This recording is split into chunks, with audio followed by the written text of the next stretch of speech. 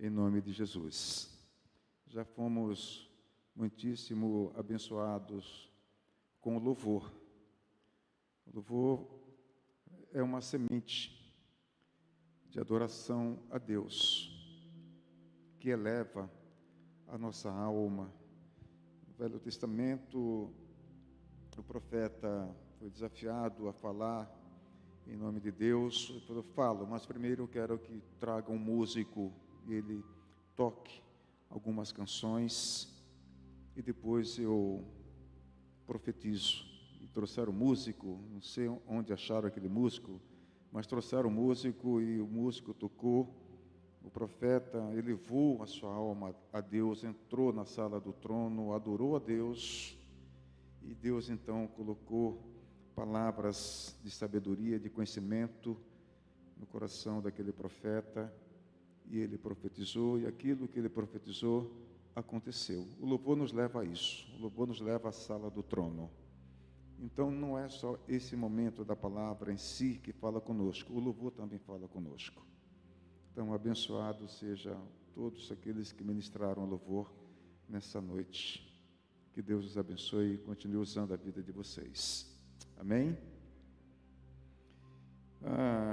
Queridos, o título vocês já sabem, são 12 dias de semeadura para 12 meses de júbilo. E o pastor ontem explicou o significado de júbilo. Vocês lembram?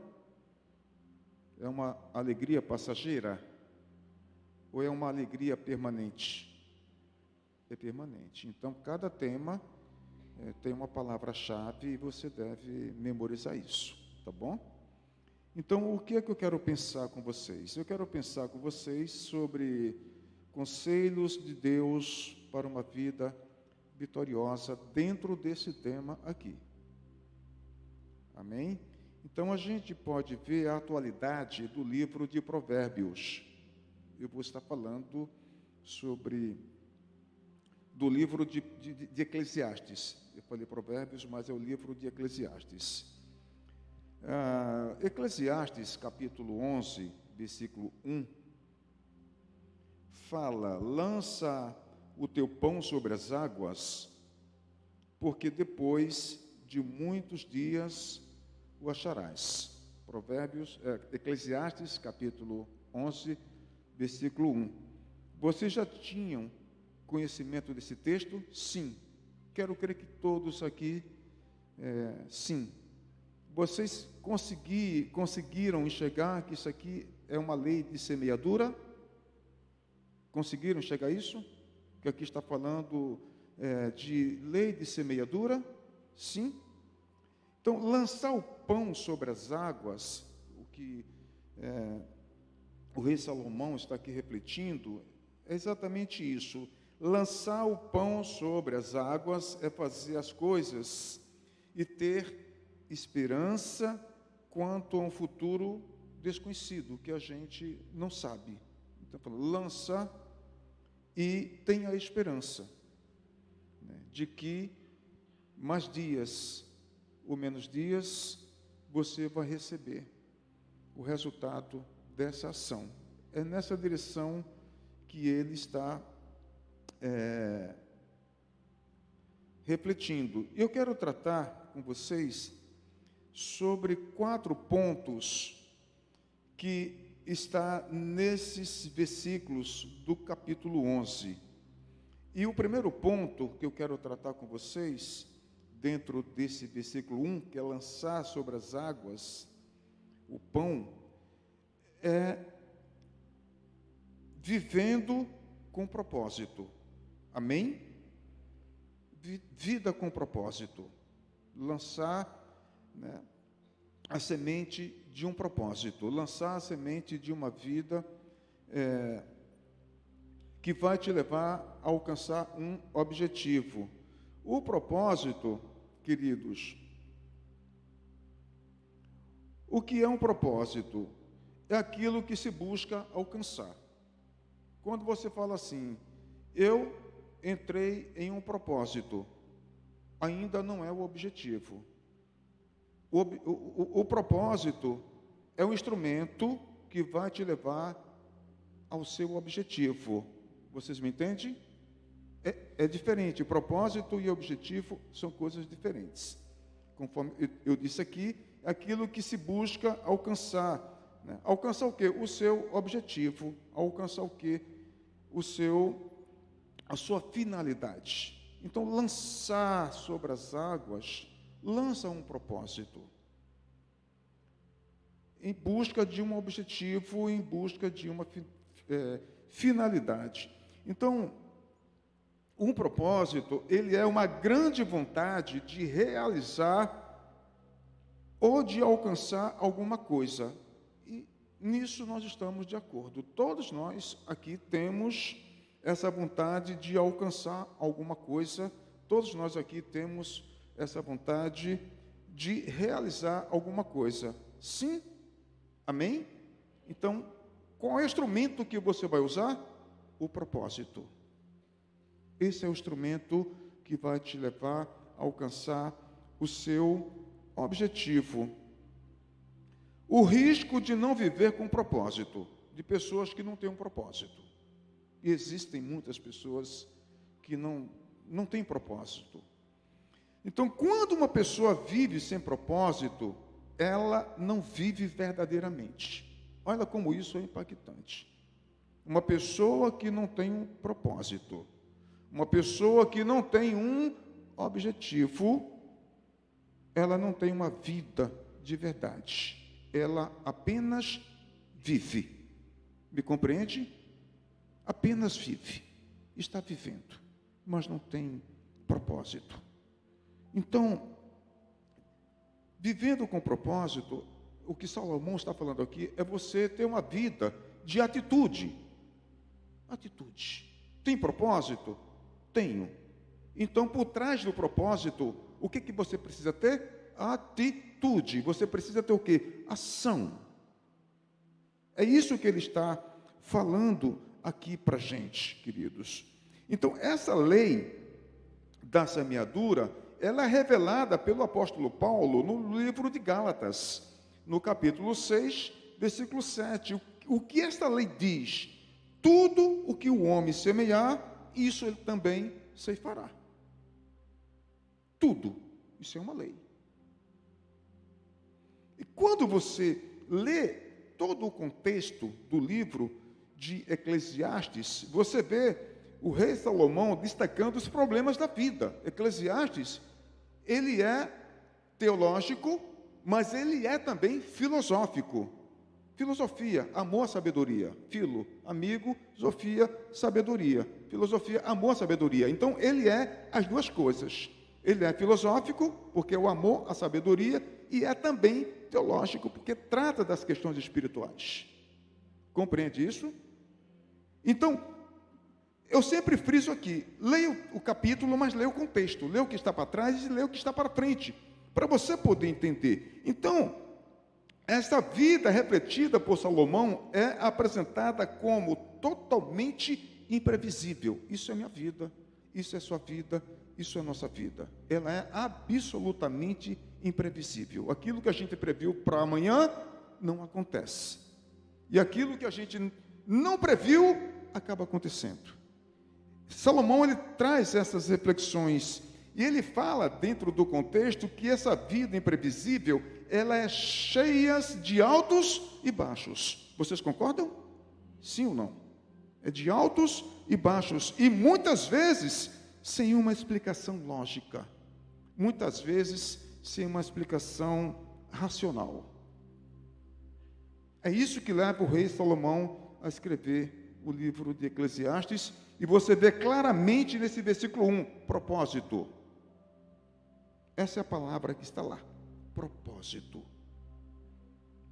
Então, esse texto, ele aborda a postura que o pregador tomou. No caso aqui, Salomão, diante de Deus em relação às questões da vida.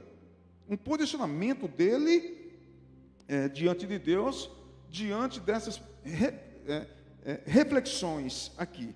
Então, queridos, veja você, o rei Salomão está nos exortando. A você, ele está me exortando, porque quando eu leio, é para mim. A palavra, ela é para mim. Depois é para vocês. Então, o que ele está falando? Olha, pastor Ari, deixa eu fazer uma exortação para você. Ele está falando assim: tome uma firme e sábia atitude. É isso que ele está falando para mim.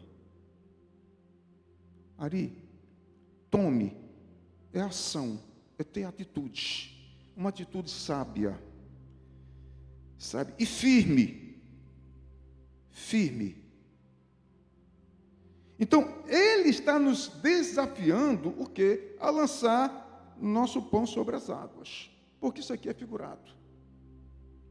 Eu até entendo que você lendo o livro de Provérbios, Eclesiastes, eu até entendo dentro do contexto que havia sim questões sociais que trazia muitas aflições para as viúvas, para os órfãos. Dentro do contexto do rei Salomão, eu entendo que era assim.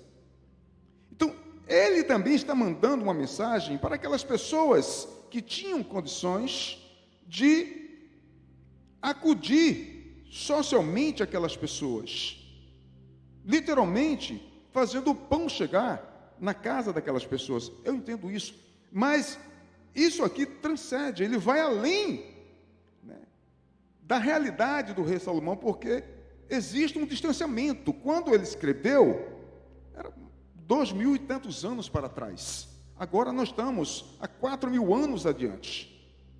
A realidade é outra. O contexto social é outro. Então, o lançar o pão aqui, ele é muito amplo. Então, essa palavra hebraica traduzida como lançar, significa enviar, mandar embora, deixar ir. Em outras palavras, o que é que ele está nos ensinando? Não fique aí parado. Em outras palavras, trocando em miúdo, é isso que ele está falando para você e para mim. O que é que você está fazendo? Você está parado quando você deveria esboçar uma reação? É isso que ele está falando. Então, irmãos, isso aqui é uma questão doutrinária, é uma questão de doutrinação. Por que que o povo judeu, na sua essência, são prósperos? Existem os judeus messiânicos, aqueles que aceitaram a Jesus, tem sinagogas deles em São Paulo. Eu sou assinante de um canal, eu assisto as ministrações, são ministrações maravilhosas sobre Yeshua, maravilhosas. Mas, na totalidade, eles ainda estão esperando o Senhor Jesus. E por que eles são prósperos? Porque é uma questão de doutrinação. Eles entenderam isso aqui. Eles entenderam que a vida tem que ter um propósito. Vocês estão entendendo isso? A vida tem que ter um propósito.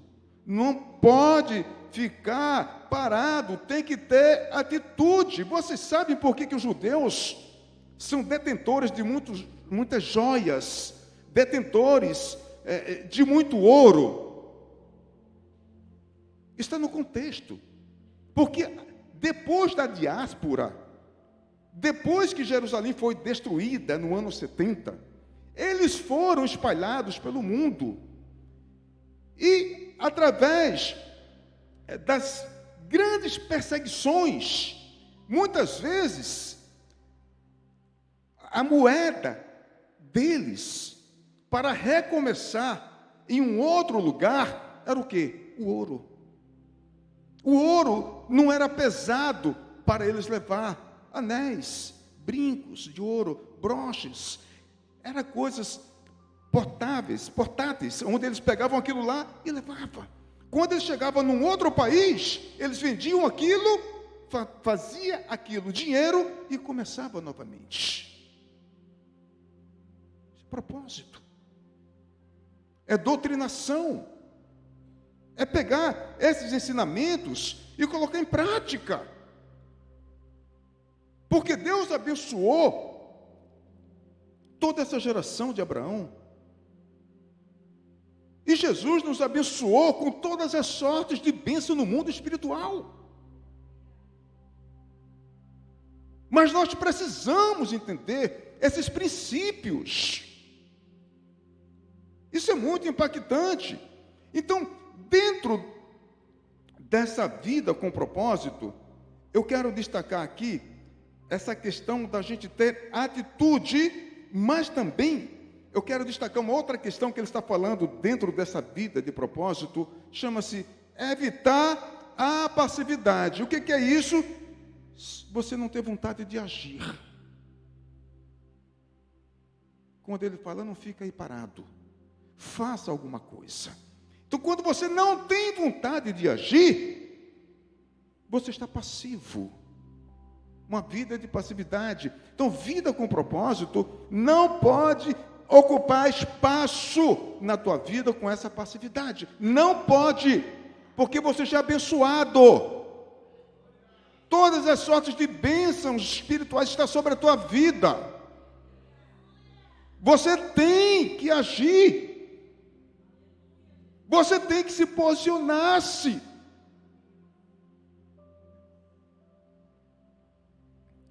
Ter falta de iniciativa, sem capacidade de reação, você vai chegar aonde? Não chega a lugar nenhum. Viver com propósito, o rei Salomão está trazendo essa doutrinação.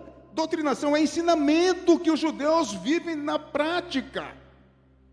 Você não vê um judeu sem ação. Você não vê o povo judeu sem atitude. Eles aprenderam na prática. Então Salomão está falando que é um erro agir com passividade. É um erro. Então, o versículo 4 do capítulo 11, queridos, ele fala assim, olha: quem observa o vento não plantará. Olha a passividade. Você fica observando, sem ação.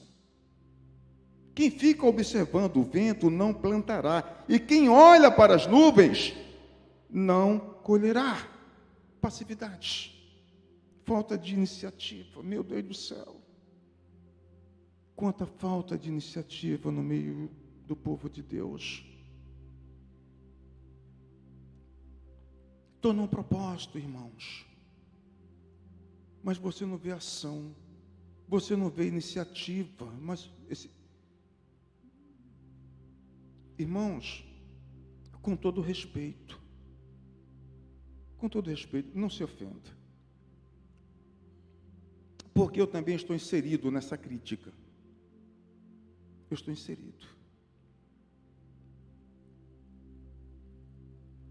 Uma coisa é a gente saber ler, como por exemplo, lê isso aqui,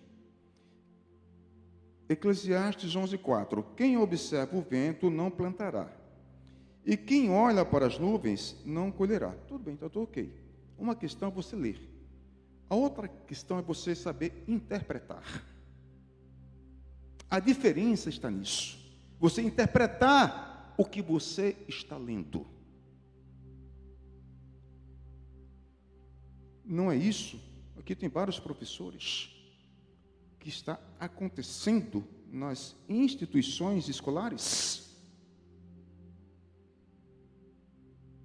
Porque não basta apenas ensinar aquele aluno a escrever o seu nome, o endereço da rua onde ele mora, ou ler alguns artigos. Não. Precisa ensinar o aluno a interpretar o que ele está lendo. De repente, a gente está lendo a Bíblia, que é um imperativo. Medita na minha palavra de dia e de noite. É imperativo. Quem não faz isso está em desobediência. Mas o meditar significa refletir, significa pensar, interpretar o que você está lendo, para ampliar a tua raiz de fé.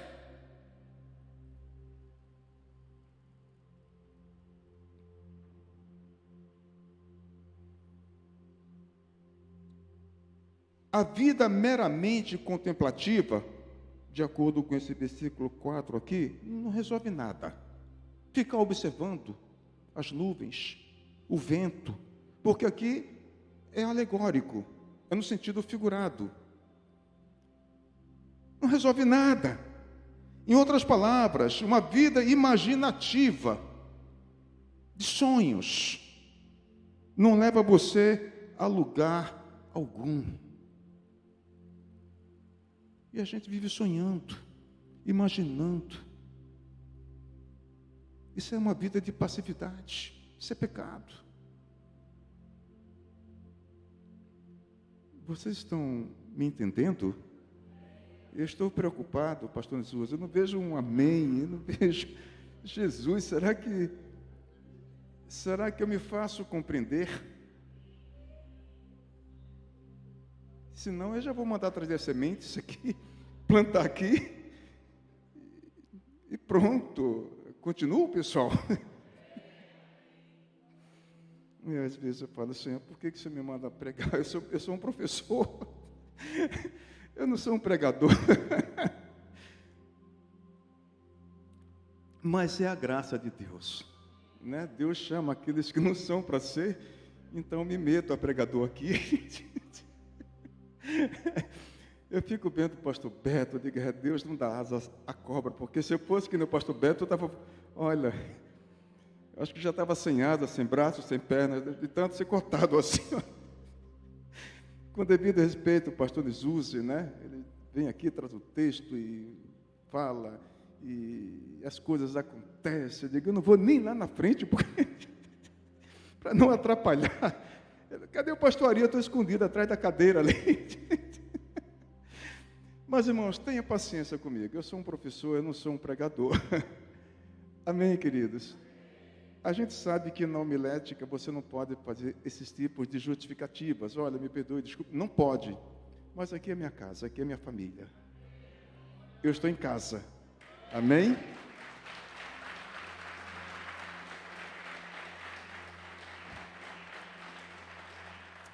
Tudo para Jesus. Se eu tivesse numa outra instituição, obviamente, eu largava o pau aqui, né, e com a graça de Deus, no final ia dar certo. Mas são meus irmãos, aqui é minha casa. Então, queridos, olha só. O que ele está falando é assim, olha. Lançar o pão sobre as águas, isso está no versículo 1 e 2, tá?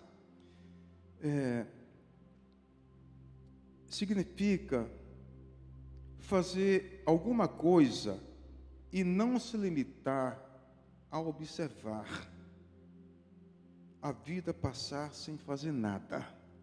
Compreende isso? Isso é interpretação. Isso é interpretação. É você ler e você interpretar. E é o Espírito Santo de Deus que nos dá essa capacidade. Isso não vem do homem. Jesus falou, sem mim nada podeis fazer. Ele fala, eu vou para o Pai e vou enviar um Consolador. Ele vos ensinará tudo aquilo que eu ensinei para vocês. Então, ou seja, ele é o nosso professor por excelência. O Espírito Santo é o nosso professor por excelência. Então você tem que chorar. Você tem que derramar lágrimas. Espírito Santo, o que significa isso? Ele vai ensinar, ele vai explicar para o mais ignorante, que não teve a oportunidade de estudar, de frequentar uma escola. Ele explica direitinho, e essa pessoa explica direitinho o que ele acabou de ler de maneira correta. Porque foi o Espírito Santo de Deus que ensinou. Então, é isso. Faça alguma coisa. Não fique limitado. Não fique olhando a vida passar. Né? Sábado eu cheguei em casa, fizemos a virada aqui, e eu digo, eu vou ligar a televisão para ver se eu vejo os fogos no Rio de Janeiro. Aí estava passando quem? Zeca Pagodinho. Né, com aquela cabaça aqui cabaça é um girimum, uma abóbora aqui na barriga, Deixa a vida me levar. Pelo amor de Deus, desliga isso. Eu saí correndo e desliguei. Hoje não vai ter fogos. Sabe, deixar a vida me levar. Será que ele leu Eclesiastes 1:2 e não soube interpretar direito? Porque é ficar olhando para o vento e para as nuvens. Leva para onde? Enfim, então, tudo começa pela iniciativa que você toma na sua rotina.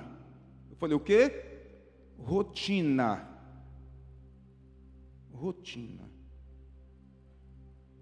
Não sei se o pastor Jesus já fez isso aqui, faz tempo.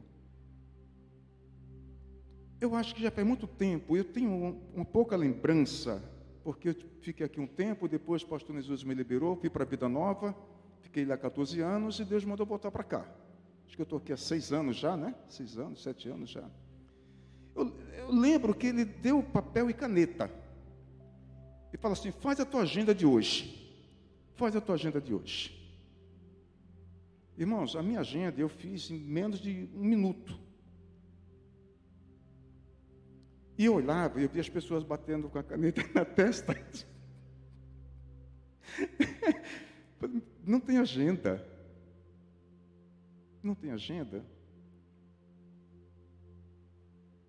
Então, cadê a iniciativa de você planejar o seu dia de hoje, que já terminou? Cadê a iniciativa? O que você vai fazer amanhã? As coisas que você vai fazer amanhã. Então, eu botei aqui algumas sugestões. Algumas sugestões. E, dentro dessas sugestões, eu escrevi um texto de Napoleon Hill. É um texto, uma frase dele, que eu achei muito impactante. Sem ação, não há movimento. Compreende isso? Sem ação, não há movimento. Sem ação, não há envolvimento. Eu falei movimento, né? Sem ação, não há envolvimento. Sem envolvimento, não há comprometimento. Ouviram isso? Sem comprometimento, não haverá mudanças. Prestar atenção nisso? Eu vou repetir. Sem ação, não há envolvimento. Sem envolvimento, não há comprometimento. Sem comprometimento, não haverá mudanças. É uma frase de Napoleon Hill. Então, por exemplo, são sugestões. Acordar um pouco mais cedo também pode ser interessante. Vocês concordam com isso? Concorda? Acordar mais cedo. Isso deve ser uma sugestão interessante para você. Outra sugestão aqui que eu coloquei. Pense suas prioridades. Pense os seus objetivos. Pense no que você quer para o seu futuro. Você pensa? Estão entendendo isso? Isso é uma vida com propósito. Ter ação. Ação. E não vida de passividade dentro do propósito. Outro exemplo que eu coloquei aqui, crie metas. Metas. O que você quer para esse ano de 2023? O que você quer? Porque são 12 meses de semeadura, são 12 dias de semeadura para 12 meses de júbilo. Mas como isso vai acontecer na sua vida? Você já sabe. Precisa ter uma vida uma vida ativa e sem passividade. Propósito. Deus já te liberou para você prosperar. Você tem a bênção de Deus. E o conceito de bênção me lembro desse culto que o pastor Jesus trouxe aqui, sobre bênçãos e maldições. Lembram? Conceito de bênçãos. Liberar, está liberado para prosperar. Deus já nos liberou para prosperar. A gente tem que fazer a nossa parte. Então, são sugestões. Tenha um diário com todos os seus objetivos. Coloque no caderno, na agenda do seu celular, os seus objetivos. Faz disso um objetivo de vida para você. Aí, aquilo que Deus está trazendo para a gente nesses 12 dias, irmãos, não tem como não acontecer. Vai acontecer. Outra coisa, solucione as pendências, solucione os problemas. Nunca deixe para depois um problema que você pode resolver hoje. Dá para resolver hoje, então resolva hoje. Não deixe para amanhã. Você não vai dar conta. Isso vai gerar estresse.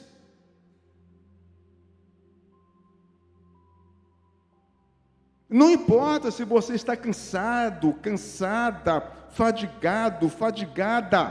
Dá para fazer? Faça. Isso está dentro do planejamento.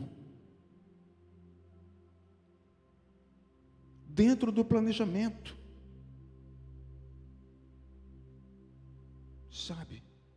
Hoje, quando acordei, falei para minha esposa, eu tenho X coisas para fazer, mas a minha prioridade de manhã vai ser isso, e à tarde vai ser isso aqui. É o que dá para fazer. Amanhã, sim, eu entro comprometido com essa outra parte que vai me requerer mais tempo. Porque se eu agregar tudo, eu não vou dar conta, porque tem o culto e eu preciso ir para o culto.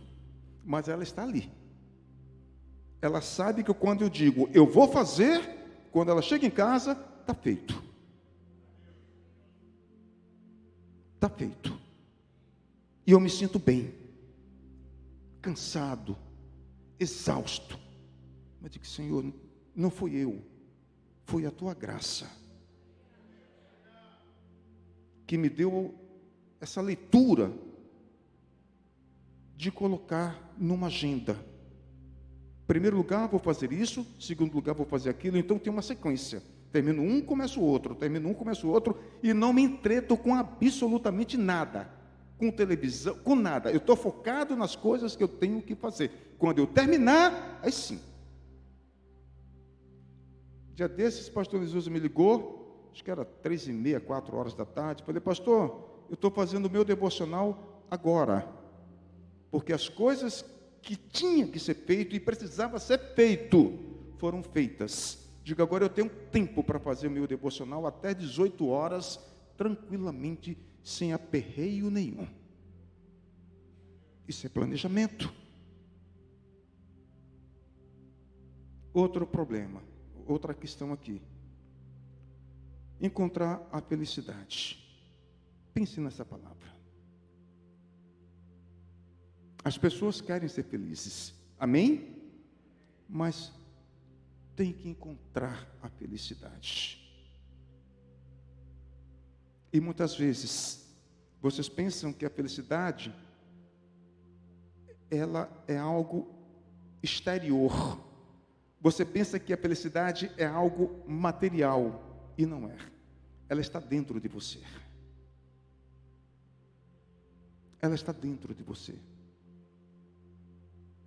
Mas não vou dar maiores explicações. Vou deixar filosoficamente isso para você pensar. E você vai descobrir que isso é uma verdade. Tem pessoas que são felizes com pouco. E tem pessoas que são infelizes com muito. A felicidade está dentro de você. Você pode aplaudir o Senhor?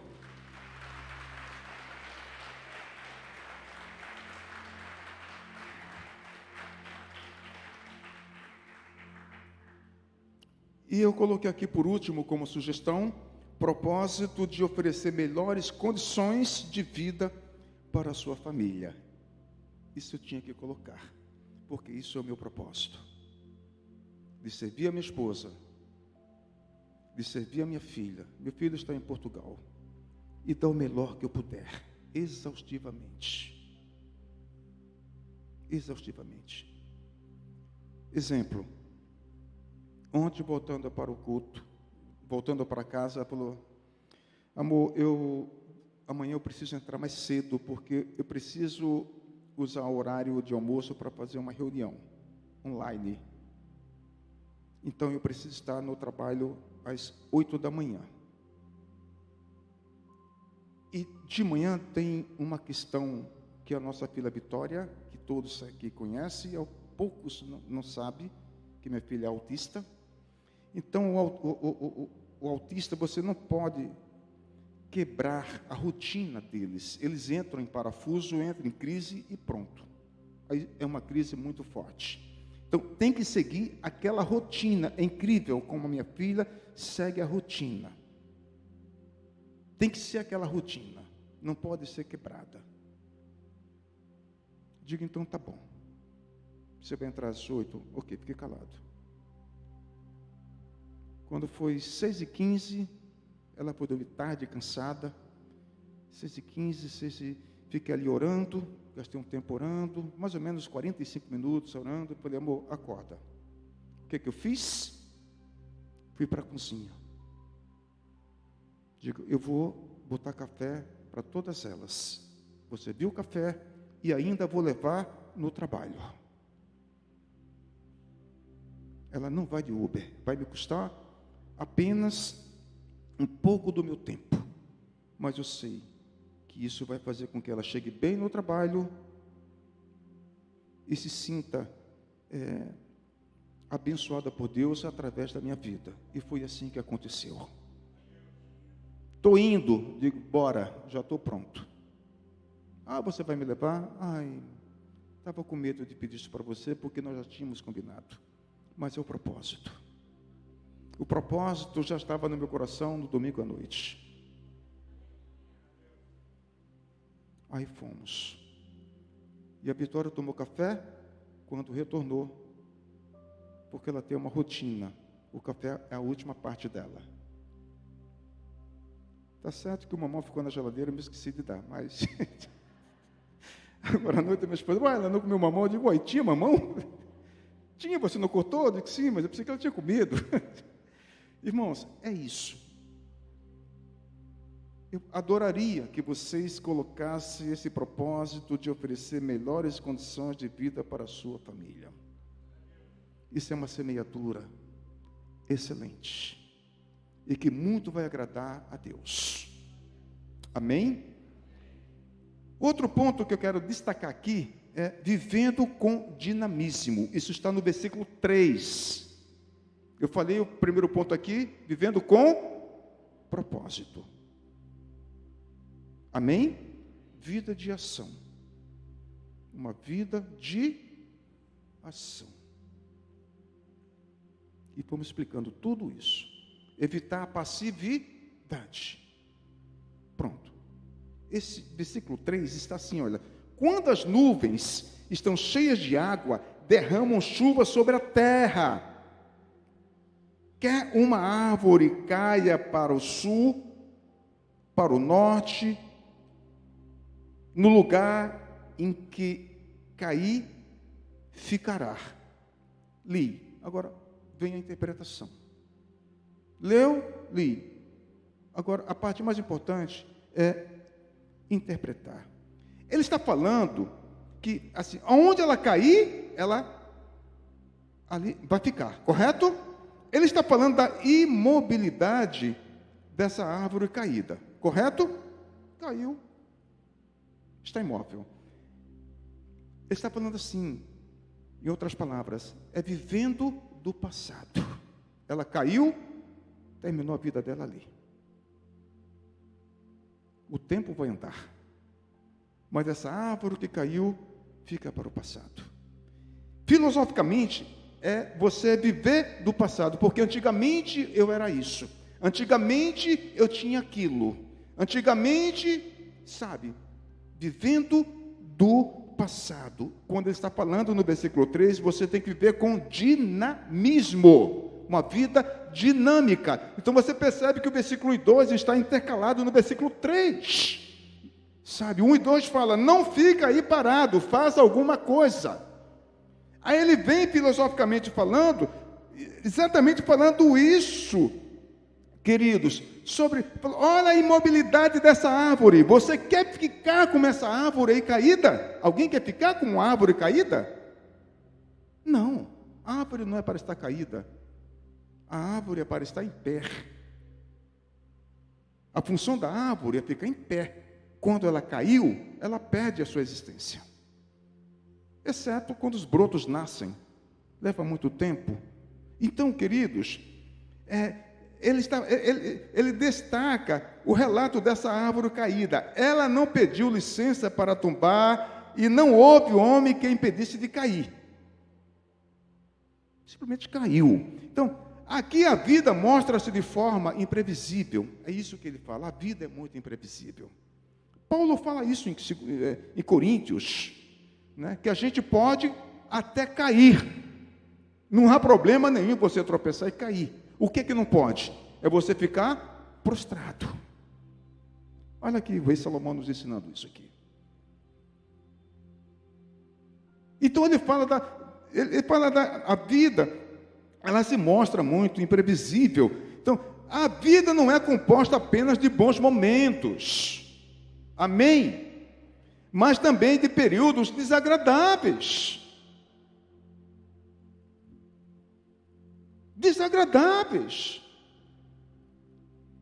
Irmãos, eu ainda estou com o culto da virada no meu coração. A minha esposa ainda está com o culto da virada no coração. Mas, pastor Isuze, faltando 1h30, nós não sabíamos se viríamos. Estávamos para pegar o celular e falar, pastor, eu não posso ir, porque minha filha entrou em crise a tarde toda.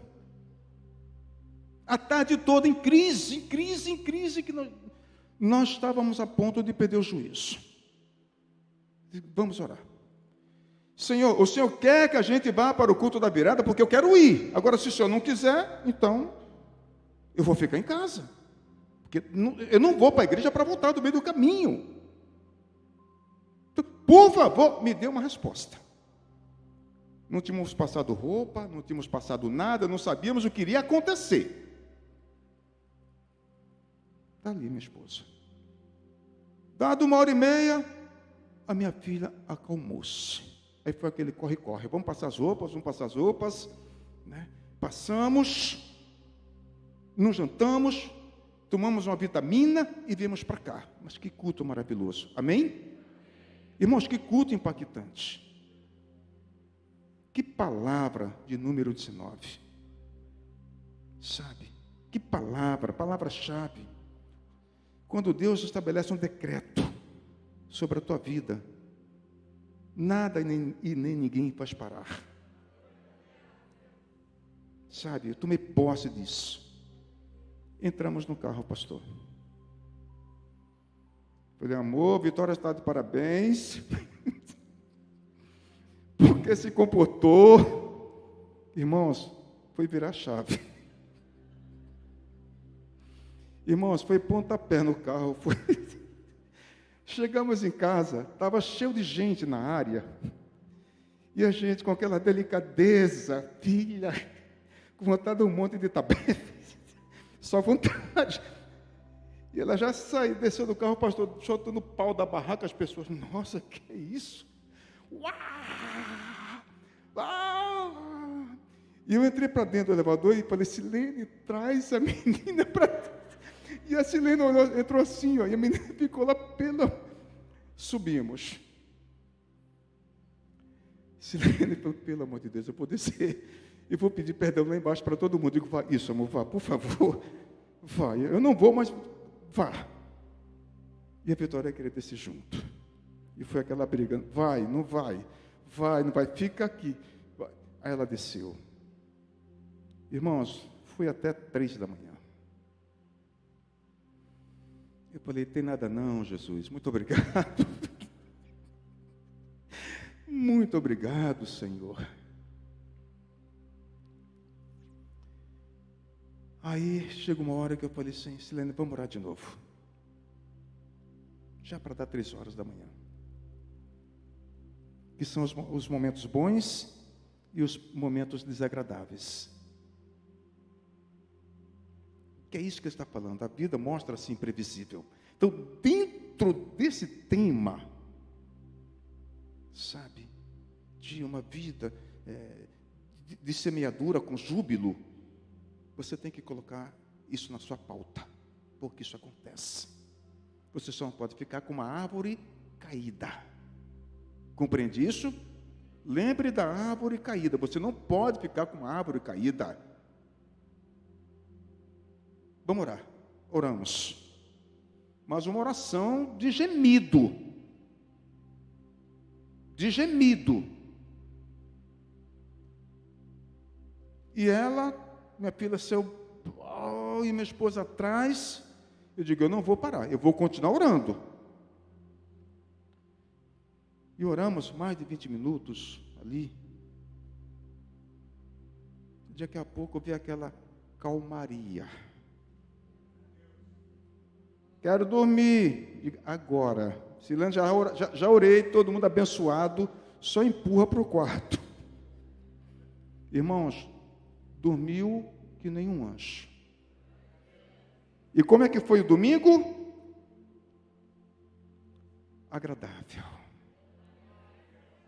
Aplauda o Senhor.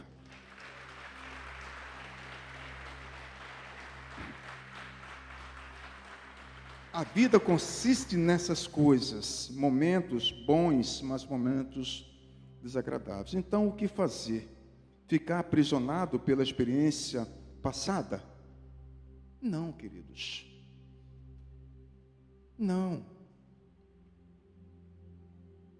Sobre o qual nada se pode mais fazer. Não. Ou enfrentar o futuro com fé e coragem. Você tem duas opções.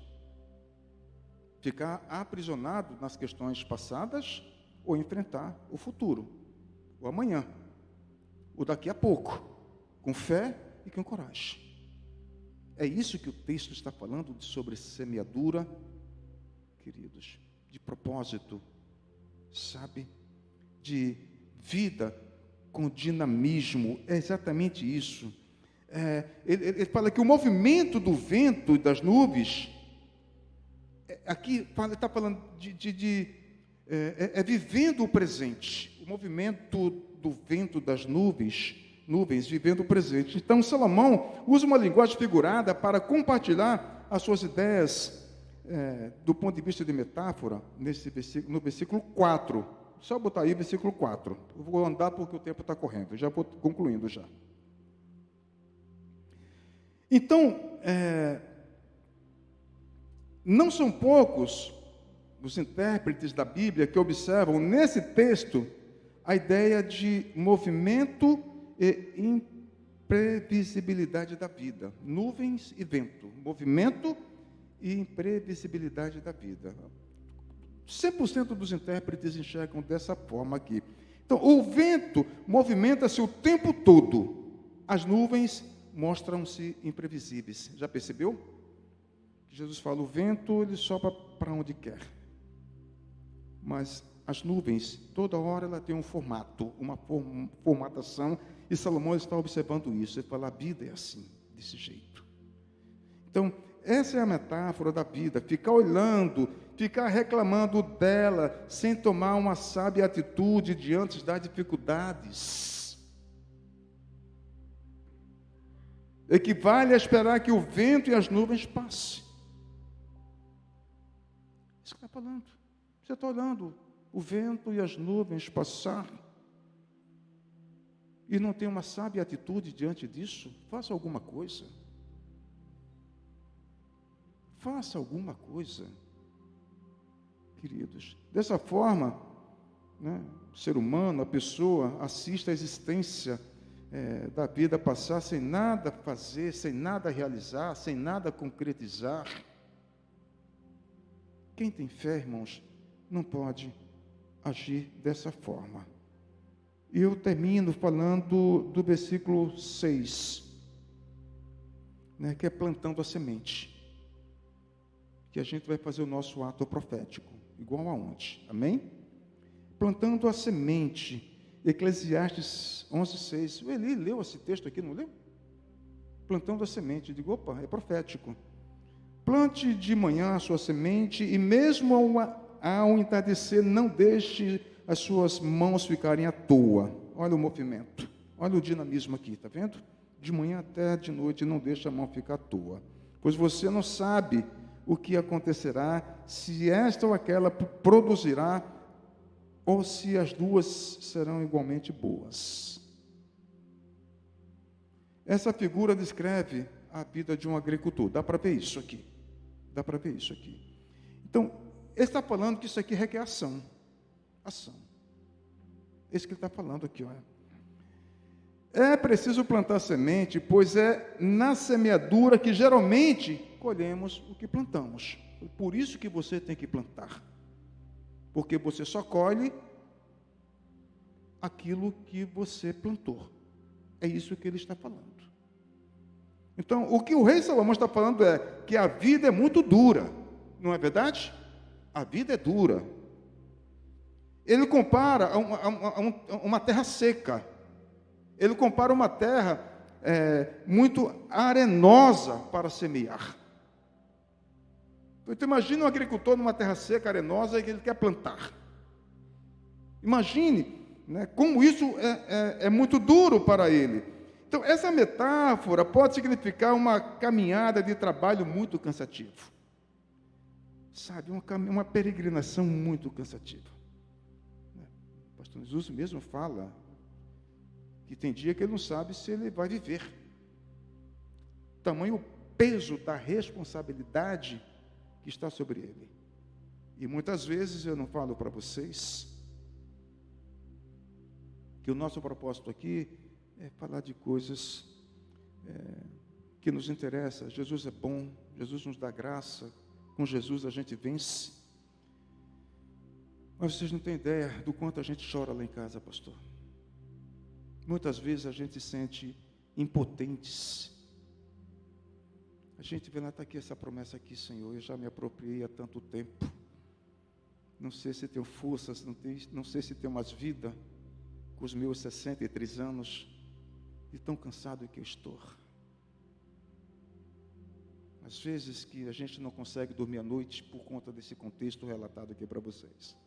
O dia amanhece, a gente não sabe o que é dormir e tem uma agenda para cumprir e dá vontade mesmo de parar. Falei, vontade. Amém? Vontade. Então, é isso que ele está falando aqui, sabe? É uma caminhada, muitas vezes, cansativa, difícil nas nossas vidas. Então, ele está afirmando que nesta caminhada, presta atenção nisso, muitas pessoas desistem de semear e acabam derrotadas pelas dificuldades que a vida lhes impõe. É isso que ele está falando aqui. Muitas pessoas. E eu gostaria que você não fizesse parte dessa estatística. Deus gostaria que você não desistisse, porque a caminhada desse ano de 2023 vai ser como o rei Salomão está aqui compartilhando a nossa vida, cansativa, difícil. Eu não posso ocultar essa verdade de vocês. Ele só fala que você tem que caminhar. É isso que ele fala. Ele só fala que você precisa fazer algo. Ele está falando de que para que as promessas de Deus se materializem, você precisa lutar. Porque o reino de Deus é tomado à força. Você tem que lutar. Lutar. Então, vou terminar só com isso. Germinando a semente. Nos ensina que, embora semeemos a terra, não podemos fazer a semente germinar. Não é o solo que determina a germinação da semente.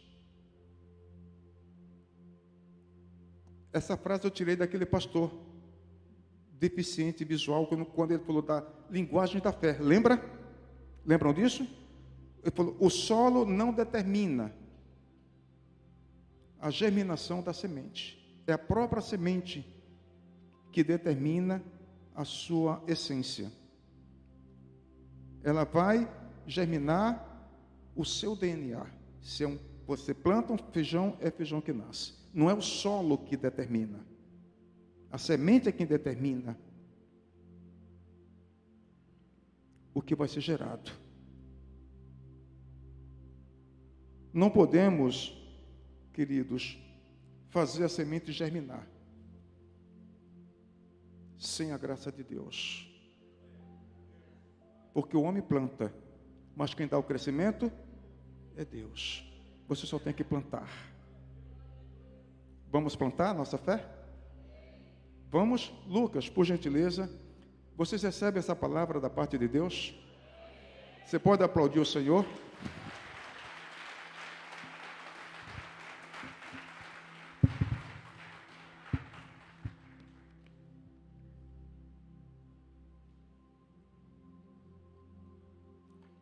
É nos modos de ontem, né, pastor Nesusi?